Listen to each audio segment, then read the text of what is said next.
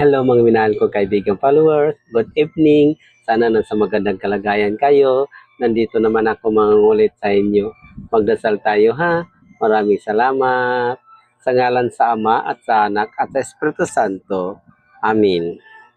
Panginoon ko o Diyos ko, naniniwala at nananalig ako na narito ka at kapiling sa mga sandaling ito na nakikita mo ako at yung naririnig ang aking mga daing, mga kahilingan at mga panalangin para patin mo sanang maging mabunga ang panahong ito ng aking panalangin at makikipag-ugnayan sa iyo, O Jesus, habang kami nasa iyong kamahal-kamahalang harapan.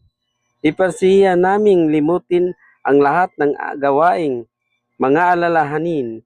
Maraming salamat, Panginoon Hesus Nazareno, ang aming tagapagligtas. Amin. Sa ngalan sa Ama at sa Anak at sa Espiritu Santo. Amin. Babay mga minahal kong kaibigan followers. Good night. Salamat.